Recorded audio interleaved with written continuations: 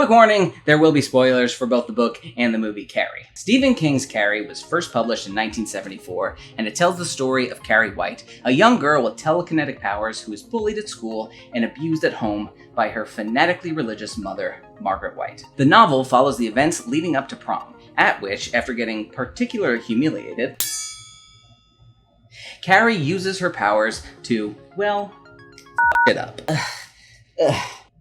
Carrie is King's first published novel, and it seems like if you know anything about Stephen King, you know that he and his wife were living paycheck to paycheck. He wrote the first 3 pages of Carrie, didn't like it, threw it out, his wife found it in the trash, read it, and convinced him to keep working on it. And he became very rich and very famous. 2 years later, the film version of Carrie was released, directed by Brian De Palma from a screenplay by Lawrence D. Cohen, and starring Sissy Spacek as Carrie White. It follows the main plot points of the book fairly closely, mostly deviating in the overall structure and small details that I think make a big difference, but I'll get to that. It was a big hit with moviegoers as well as critics, and has since become one of the most revered horror films of all time. But, like I said, I think the book works better, and for a couple of key differences. Quick note before you get any further, you can find other videos that point to all the minute differences between the book and the movie, like how Carrie looks in the book versus how Sissy Spacek looks in the film. I'm not interested in that stuff. I'm only going to be talking about changes that affect the actual story, and in my mind, make the books work slightly better than the film. Number 1, the structure. They're all gonna laugh at you! Well, the film version of Carrie is a straightforward narrative, telling us the story mainly through the perspective of Carrie. The events from her getting her first period to prom night. The book jumps back and forth between real-time and future perspectives. Interviews with neighbors about what Carrie was like as a child, excerpts from a book that Sue Snell has written about what happened, medical journals, things like that. Now, I'm not sure adopting that style would make for a better movie, a sort of found footage documentary version of Carrie. That could end up very silly on screen. However, I do think that it works really well in the book. I think it gives the book a little more weight and grounds the events in the real world. I like getting a little bit of Carrie's childhood. There's a great scene where Carrie is caught by Margaret staring at a neighbor girl in a bikini, and subsequently brings a flood of rocks raining down on their home. She gathered her up and they went in. I turned off my radio and I could hear her. Some of the words, but not all. You didn't have to hear all the words to know what was going on. Praying and sobbing and screeching. Crazy sounds. And Margaret telling the little girl to get herself into her closet and pray. The little girl crying and screaming that she was sorry. She forgot. Then nothing. It's a genuinely tense and scary scene that's heightened by the fact it's told from the neighbor's perspective, making us never really sure what's going on inside the White House. And I think practically, the moments of found documents helps us jump perspectives without it being too jarring, because the ensemble. They're all gonna laugh at you! The book feels more like an ensemble piece, which I liked. This is obviously harder to do in a 90-minute movie than it is in a book, but every character in the book is fleshed out and their motivations are clear. I don't think I'd call all of their motivations sympathetic, but understandable. Yes, it's still about Carrie, but she feels more like the epicenter of events rather than the one person we're seeing the story through. A great example is the scene where Miss Desjardins, is that how you say that? Is talking with the principal after Carrie gets her period. In the book, that scene is told from the perspective of Desjardins. Desjardins. It really gives us a glimpse into not only her, but the principal as well. While in the movie, Carrie is the focus of the scene. We stay outside with her while the conversation is going on in the office.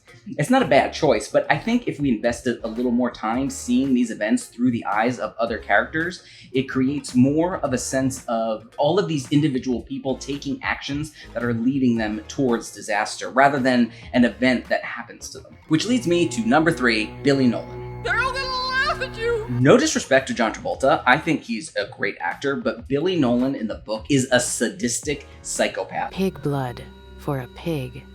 Yes. That was good, all right. That was really good. He smiled, and Lou Garrison felt a start of surprise and fear. He was not sure he could recall ever having seen Billy Nolan smile before. There had not even been rumors. And Billy Nolan in the movie is Danny Zuko. Thought I meant something to you! I think Billy Nolan might be the scariest thing in the book version of Carrie. The scene where they go to kill the pig is dark and violent. Billy in the movie is kind of a silly prankster. It doesn't not work, and if you haven't read the book, I don't think it would ever stand out as a problem. It didn't to me before I had read the book, but after you read what the character could be and what he adds to the story, it's a shame he's not more of a threat. Or Carrie the Monster. They're all gonna laugh at you! Sissy Spacek is the perfect Carrie White. She is phenomenal in this movie. You feel so deeply for her through the entire film, and she is also very scary when things take a turn during prom. But I think the movie turns her into a little too much of a monster. She becomes this unquestioning, unfeeling killing machine, and in the book, there's a little more turmoil there.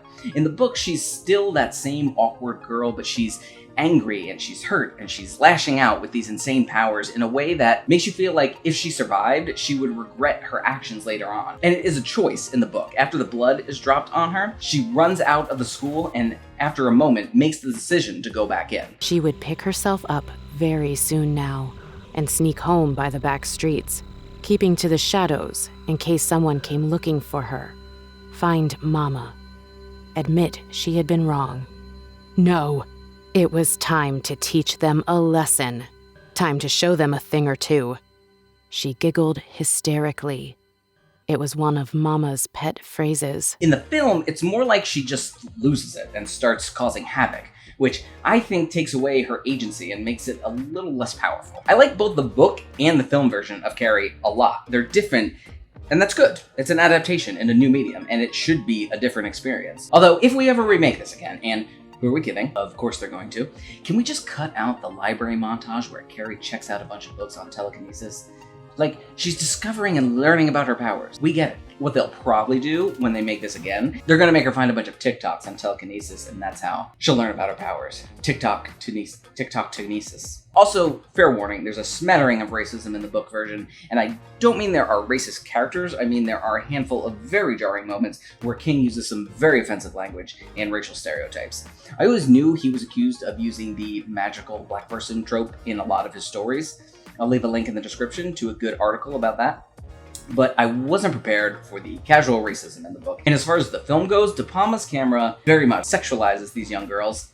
Obviously, the opening shower scene, but you also get the camera lingering on SpaceX's breasts at one point when Margaret's reaction to seeing Carrie dressed like that is the point of the scene, not just ogling her chest. I think sexuality is a part of the story, or it can be. I'm not sure that it's essential. I don't know. I haven't really thought about it enough, but there's a difference between telling a story about sexuality and sexualizing a story, which I think the film does. Anyway, know all that going in. I've seen a handful of movies based on King's work. I had never read a Stephen King book before Carrie, and I really enjoyed it. I think I'm going to be making my way through all of his stuff chronologically by publication, and so Salem's Lot is next. Maybe I'll keep making videos comparing the book versus the films. Thanks for watching. Thank you to my wife Candace for dousing me in blood. Like and subscribe, and I'll see you next week. Oh my god. Hey everyone, and welcome to my end screen. Here you can subscribe to my YouTube channel. Make sure to turn on alerts, ding-a-ling-a-ling-a-ling-a-ling. You can check out some of my films here, or click on this other thing that I have linked out to. Bye!